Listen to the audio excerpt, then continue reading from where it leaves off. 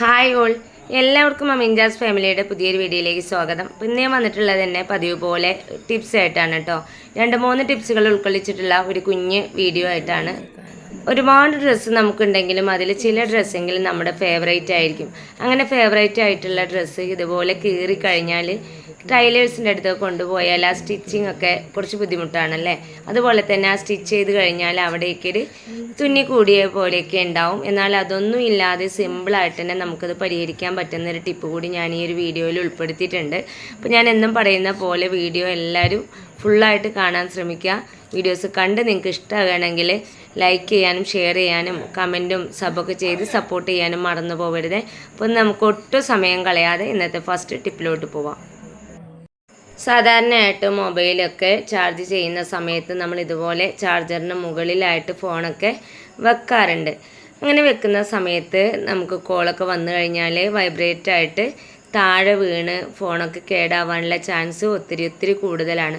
അപ്പോൾ ഇനി ചാർജ് ചെയ്യുമ്പോൾ ഫോണൊന്നും താഴെ വീഴാതെ സേഫായിട്ട് നമുക്ക് ചാർജ് ചെയ്യാൻ പറ്റുന്ന സിമ്പിളായിട്ടുള്ളൊരു ടിപ്പാണ് കേട്ടോ ഫസ്റ്റ് ടിപ്പ്. അതിനായിട്ട് നമുക്ക് ആവശ്യമുള്ളത് നമ്മളിതുപോലെ ഉപയോഗിച്ചിട്ടുള്ള മാസ്ക് നമ്മുടെയൊക്കെ വീട്ടിലുണ്ടാവും. അതാണ് ഞാൻ എടുത്തിട്ടുള്ളത്. എന്നിട്ടിത് സെൻറ്ററിലായിട്ട് മടക്കിയിട്ട് വീഡിയോയിൽ കാണുന്ന പോലെ ആ ഒരു നമ്മൾ ചെവിയിലിടുന്ന ആ ഒരു ഇതുണ്ടല്ലോ, ആ ഒരു പോർഷനുള്ളിലൂടെ ചാർജർ ഒന്ന് കുത്തി വെക്കണേ. അപ്പം ഞാനിത് ആ മാസ്കിൻ്റെ ആ വയറിനുള്ളിലൂടെ ചാർജർ ഈ ഒരു രീതിയിൽ പ്ലഗിൽ കുത്തിയെടുത്തിട്ടുണ്ട്. എന്നിട്ട് ഞാൻ ചാർജർ ഫോണിൽ ഒന്ന് കണക്ട് ചെയ്ത് കൊടുത്തതിന് ശേഷം സ്വിച്ച് ഒന്ന് ഓൺ ആക്കിയിട്ടുണ്ട്. ഇനി ഞാൻ ഫോൺ വെക്കാൻ പോകുന്നത് ഈ ഒരു മാസ്കിലാണ് കേട്ടോ. ഇതുപോലെ നമ്മൾ ചെയ്യുകയാണെങ്കിൽ ഫോണൊക്കെ ബെല്ലടിക്കുന്ന സമയത്ത് ജെർക്കിംഗ് ആയിട്ട് താഴെ വീഴുകയോ ഒന്നുമില്ല, സേഫായിട്ട് തന്നെ ഫോൺ അവിടെ നിൽക്കുകയും ചെയ്യും. അപ്പോൾ വളരെ സിമ്പിളായിട്ടുള്ളൊരു ടിപ്പാണ്, എന്നാൽ വളരെ യൂസ്ഫുൾ ആയിട്ടുള്ളൊരു ടിപ്പ് കൂടിയാണ് കേട്ടോ. അപ്പോൾ എല്ലാവരും ഇനി ഫോണൊക്കെ ചാർജ് ചെയ്യുന്ന സമയത്ത് ഈ ഒരു ടിപ്പ് ഒന്ന് ട്രൈ ചെയ്ത് നോക്കണേ. അപ്പോൾ ഇനി നെക്സ്റ്റ് ടിപ്പിലോട്ട് പോവാം. അപ്പോൾ ഞാനിതാ രണ്ടാമതായിട്ട് എടുത്തിട്ടുള്ളത് മീൻ മുറിക്കുന്ന കത്രികയാണ്. ഇതിൻ്റെ ഈ ഒരു ഭാഗമൊക്കെ നല്ലപോലെ കളറൊക്കെ മങ്ങി തുരുമ്പൊക്കെ വന്ന പോലെ ആയിട്ടുണ്ട് കേട്ടോ. അപ്പോൾ അതൊന്ന് ക്ലീൻ ചെയ്തെടുക്കുകയാണ്. അതിനായിട്ട് ഞാൻ വൈറ്റ് പേസ്റ്റാണ് യൂസ് ചെയ്തിട്ടുള്ളത്. വൈറ്റ് പേസ്റ്റ് ഈ ഒരു ഭാഗത്തെല്ലാം നന്നായിട്ട് തന്നെ വിരൽ വെച്ചിട്ടൊന്ന് ആക്കി കൊടുക്കുന്നുണ്ട്.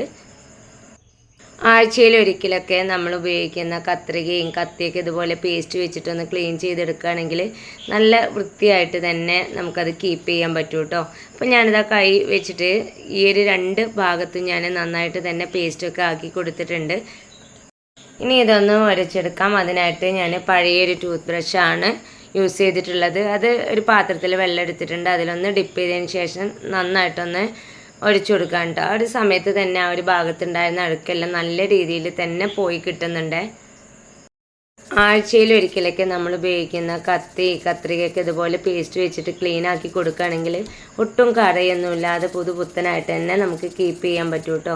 അപ്പോൾ ഞാൻ ഈ ഒരു കത്രികയുടെ എല്ലാ വശവും ഈ ഒരു രീതിയിൽ തന്നെ ഉരച്ചെടുക്കുന്നുണ്ട്. അപ്പോൾ ഈ ഒരു ഭാഗത്തൊക്കെ നന്നായിട്ട് തന്നെ അഴുക്കുണ്ടായിരുന്നു, അതെല്ലാം എനിക്ക് നീങ്ങി കിട്ടിയിട്ടുണ്ട്. ഇനി ഞാൻ ആ കത്രികയുടെ പിടി കൂടി ഈ ഒരു പേസ്റ്റ് വെച്ചിട്ട് തന്നെ ഉരച്ചെടുക്കുന്നുണ്ട് കേട്ടോ. അപ്പോൾ ഞാൻ വീണ്ടും പേസ്റ്റ് ആക്കി കൊടുത്തിട്ടൊന്നുമില്ല, ആദ്യം ആക്കിയിട്ടുള്ള ആ കുറച്ച് പേസ്റ്റ് കൊണ്ട് തന്നെയാണ് 2 സൈഡ് ഉരച്ചെടുത്തതിന് ശേഷം ഒന്ന് വെള്ളത്തിലൊന്ന് കഴുകിയെടുത്തിട്ടുണ്ട് കേട്ടോ. ഈ ഒരു ഭാഗത്ത് കുറച്ചുകൂടെ കറയുണ്ട് കേട്ടോ, അതാണ് ഞാൻ വീണ്ടും ഇവിടെ ഉരച്ചെടുത്തിട്ടുണ്ട്.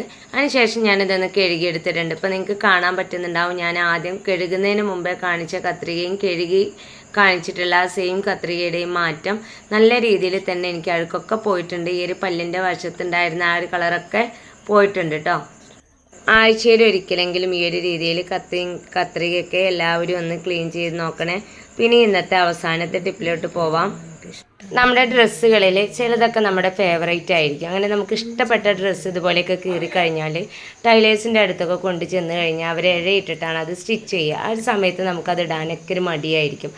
ടൈലേഴ്സിൻ്റെ അടുത്തൊന്നും കൊണ്ടുപോവാതെ നമുക്ക് തന്നെ അത് സ്റ്റിച്ച് ചെയ്യാതെ ആ ഒരു ഹോള് കാണാത്ത വിധത്തിൽ നമുക്കത് പെർഫെക്റ്റ് ആക്കി എടുക്കാൻ പറ്റും. അപ്പോൾ അതെങ്ങനെയാണെന്ന് നോക്കാം.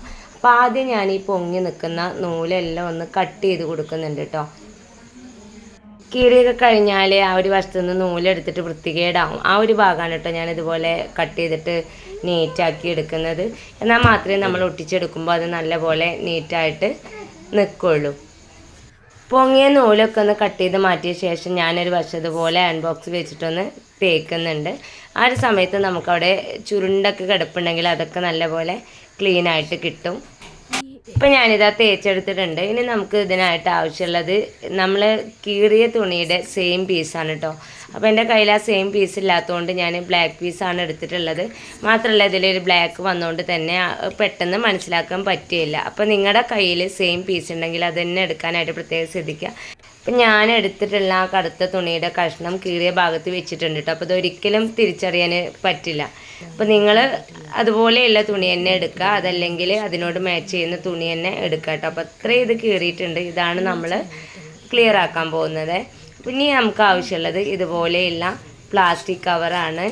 നമ്മൾ കടയിൽ നിന്നൊക്കെ വാങ്ങുമ്പോൾ കിട്ടുന്ന. അപ്പോൾ എടുക്കുന്ന സമയത്ത് കനം കുറഞ്ഞ പ്ലാസ്റ്റിക് കവർ തന്നെ എടുക്കാനായിട്ട് ശ്രദ്ധിക്കണം. ഇത് കുറച്ച് കട്ടിയുണ്ട് കേട്ടോ. അപ്പോൾ നിങ്ങളുടെ കയ്യിൽ കട്ടിയില്ലാത്തതുണ്ടെങ്കിൽ അത് തന്നെ യൂസ് ചെയ്യുക. പിന്നെ നമുക്ക് ആവശ്യമുള്ളത് ഇതുപോലെയുള്ള പേപ്പറാണ്. അപ്പോൾ ഞാൻ നോട്ട്ബുക്കിൽ നിന്ന് എടുത്തിട്ടുള്ള പേപ്പറാണ്. ഈ ഒരു പ്ലാസ്റ്റിക് കവർ മുഴുവനായിട്ട് നമുക്ക് വേണ്ട കേട്ടോ. ആ ഒരു കീറിയ ഭാഗം കവർ ചെയ്യുന്ന രീതിയിലുള്ള ഒരു പീസ് മാത്രം മതി. ഈ ഒരു വലിപ്പത്തിലാണ് ഞാൻ പ്ലാസ്റ്റിക് കവർ കട്ട് ചെയ്ത് എടുത്തിട്ടുള്ളത്. ഇനി ഈ ഒരു പ്ലാസ്റ്റിക് കവർ ആയാലും തുണി ആയാലും നമ്മുടെ ഡ്രസ്സ് കീറിയതിനനുസരിച്ചിട്ട് കവർ ചെയ്യുന്ന രീതിയിൽ വേണം നിങ്ങൾ എടുക്കാനായിട്ട്. ഞാൻ നോട്ട്ബുക്കിൽ നിന്ന് 3 പേജാണ് കീറി എടുത്തിട്ടുള്ളത്. അതിൽ 2 പേജ് ഞാൻ ടേബിളിൽ വിരിച്ചു കൊടുത്തിട്ടുണ്ട്. അതിന് മുകളിലായിട്ട് ഞാൻ ഈ കീറിയ മാക്സിയാണ് വെച്ച് കൊടുത്തിട്ടുള്ളത് കേട്ടോ. അപ്പോൾ നിങ്ങൾക്ക് കാണാൻ പറ്റുന്നുണ്ടാവും ആ ഒരു ഹോള്. ഇനി നമുക്ക് ആവശ്യമുള്ളത് നേരത്തെ കട്ട് ചെയ്ത് മാറ്റിയിട്ടുള്ള പീസാണ്. അപ്പോൾ ഞാൻ ആദ്യം പറഞ്ഞു നിങ്ങളുടെ കയ്യിൽ സെയിം പീസ് ഉണ്ടെങ്കിൽ അതന്നെ എടുക്കുക. തുണി ഉണ്ടെങ്കിൽ ഈ ഒരു പീസിനേക്കാൾ വലുതായിട്ട് തന്നെ നിങ്ങൾ എടുക്കുക കേട്ടോ. എൻ്റെ കയ്യിലൊരു കുഞ്ഞ് പീസ് ആയതുകൊണ്ടാണ് ഞാൻ ആ ഒരു കുഞ്ഞ് പീസ് എടുത്തിട്ടുള്ളത്. വലുതാണെങ്കിൽ നമുക്ക് ഒന്നുകൂടെ പെർഫെക്റ്റ് ആയിട്ട് കിട്ടും. അപ്പോൾ ഞാനിത് ആ പേപ്പറിന് മുകളിലായിട്ട് കീറി ആ ഒരു ഭാഗത്ത് കട്ട് ചെയ്ത് മാറ്റിയിട്ടുള്ള ബ്ലാക്ക് പീസ് വെച്ച് കൊടുത്തിട്ടുണ്ട് കേട്ടോ. ഇതുപോലെ. അപ്പോൾ വലിയൊരു പീസാണെങ്കിൽ നമുക്ക് ഒരിക്കലും ഒരു ഹോൾ അങ്ങോട്ടോ ഇങ്ങോട്ടോ മാറില്ല. അപ്പോൾ ഇത് കുഞ്ഞതായതുകൊണ്ടാണ് ഞാൻ വീണ്ടും ഇതുപോലെ നോക്കുന്നത്. അപ്പോൾ ഞാൻ ഇതുപോലെയാണ് വെച്ചിട്ടുള്ളത്. ആദ്യം നമ്മൾ എടുത്ത് വെച്ചിട്ടുള്ള പേപ്പർ, പിന്നെ നമ്മൾ ജോയിൻ ചെയ്യുന്ന പീസ്, നമ്മൾ ജോയിൻ ചെയ്യാനായിട്ട് വെച്ചിട്ടുള്ള പീസിന് മുകളിലായിട്ട് നേരത്തെ കട്ട് ചെയ്ത് മാറ്റിയിട്ടുള്ള ഒരു പ്ലാസ്റ്റിക് കവറിൻ്റെ പീസ് ഉണ്ടല്ലോ, അതാണ് വെച്ച് കൊടുക്കുന്നത്. അപ്പോൾ ഈ ഒരു പ്ലാസ്റ്റിക് കവറും നമ്മൾ ജോയിൻ ചെയ്യുന്ന പീസും ഇതിനേക്കാൾ വലുപ്പത്തിൽ നിങ്ങൾ എടുക്കാനായിട്ട് ശ്രദ്ധിക്കണം. എന്നാൽ നമുക്ക് ആ ഒരു കീറിയ ഭാഗത്തു നിന്ന് ഇത് അങ്ങോട്ടോ ഇങ്ങോട്ടോ ഒന്നും മാറില്ല. ചെറുതാവുമ്പോൾ നമ്മളത് വെക്കുന്ന സമയത്ത് അങ്ങോട്ടോ ഇങ്ങോട്ടോ നീങ്ങിക്കഴിഞ്ഞാൽ നമ്മൾ ഉദ്ദേശിച്ച ഒരു റിസൾട്ട് നമുക്ക് കിട്ടില്ല കേട്ടോ. അപ്പോൾ എൻ്റെ കയ്യിൽ അതില്ലാത്തതുകൊണ്ടാണ് ഞാൻ ഇങ്ങനെ ചെയ്തിട്ടുള്ളത്. നിങ്ങൾ വലുത് തന്നെ എടുക്കാനായിട്ട് പ്രത്യേകം ശ്രദ്ധിക്കണേ. നമുക്ക് ആവശ്യമുള്ളത് ഒരു പേപ്പറാണ് കേട്ടോ. അപ്പോൾ അതിന് മുമ്പ് നമ്മൾ വെച്ചിട്ടുള്ള ആ ഒരു പ്ലാസ്റ്റിക്കിൻ്റെതും അതുപോലെ തന്നെ ജോയിൻ ചെയ്യാനുള്ള പീസൊക്കെ വെച്ചത് കറക്റ്റ് തന്നെയാണോ, അതവിടെ നിന്ന് നീങ്ങിയിട്ടുണ്ടോ ഒക്കെ ചെക്ക് ചെയ്തതിന് ശേഷം കീറിയ തുണിയുടെ മുകളിലായിട്ട് ഇതുപോലെ ഒരു പേപ്പർ വെച്ച് കൊടുക്കാം. ഇനി ഇതൊന്ന് അയൺ ചെയ്ത് കൊടുക്കാം. അയൺ ചെയ്യുന്ന സമയത്ത് നമ്മൾ നന്നായിട്ട് ശ്രദ്ധിച്ചിട്ട് തന്നെ വേണം കേട്ടോ. അതിലേക്ക് കുഞ്ഞു പീസൊക്കെയാണ് നമ്മൾ വെച്ച് കൊടുത്തത് വെച്ചാൽ ഇതുപോലെ നമ്മൾ അയൺ ചെയ്യുന്ന സമയത്ത് ആ പേപ്പറൊക്കെ നീങ്ങി പോകാനുള്ള ചാൻസ് കൂടുതലാണ്. അപ്പോൾ ഞാൻ ഇടയ്ക്കിടയ്ക്ക് ആ പേപ്പർ നീങ്ങിയിട്ടുണ്ടോ എന്നൊന്ന് ചെക്ക് ചെയ്യുന്നുണ്ട് കേട്ടോ. അതിന് ശേഷമാണ് വീണ്ടും അയൺ ചെയ്തെടുക്കുന്നത്. അപ്പോൾ ഞാനിതാ ഇനി നമുക്ക് പേപ്പറൊന്ന് മാറ്റി നോക്കാം. ഞാൻ മുകളിലുള്ള പേപ്പറൊന്ന് മാറ്റിയിട്ടുണ്ട് കേട്ടോ. ഇനി നമുക്ക് കണ്ടോ ആ ഒരു ഹോൾ ഉണ്ടായിരുന്ന ഒരു വശമാണിത്. നന്നായിട്ട് തന്നെ നമുക്ക് പെർഫെക്റ്റായിട്ട് ക്ലീനായിട്ട് തന്നെ നല്ല രീതിയിൽ കിട്ടിയിട്ടുണ്ട് കേട്ടോ. അപ്പോൾ നമ്മൾ ടൈലേഴ്സിൻ്റെയൊക്കെ അടുത്ത് പോയി തയ്ക്കുന്നതിനേക്കാൾ നല്ല രീതിയിൽ തന്നെ എനിക്ക് കിട്ടിയിട്ടുണ്ട്. ഈ ഒരു വശം കണ്ടാൽ നമുക്ക് ഒട്ടും ആ ഒരു കീറിയതൊന്നും അറിയാൻ പറ്റില്ല.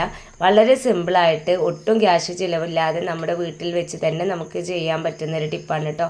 അപ്പോൾ ഇന്നത്തെ ടിപ്സ് നിങ്ങൾക്ക് എല്ലാവർക്കും യൂസ്ഫുള്ളായി കാണുമെന്ന് വിചാരിക്കുന്നു. ഇത്രയും നേരം എൻ്റെ വീഡിയോസ് കണ്ട് സപ്പോർട്ട് ചെയ്ത എല്ലാ കൂട്ടുകാർക്കും ഹൃദയം നിറഞ്ഞ നന്ദി.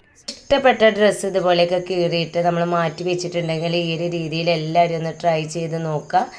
ഇൻഷാ അല്ലാഹ് അടുത്തൊരു കിടിലൻ വീഡിയോസുമായിട്ട് ഞാൻ വീണ്ടും വരാം. Thanks for watching.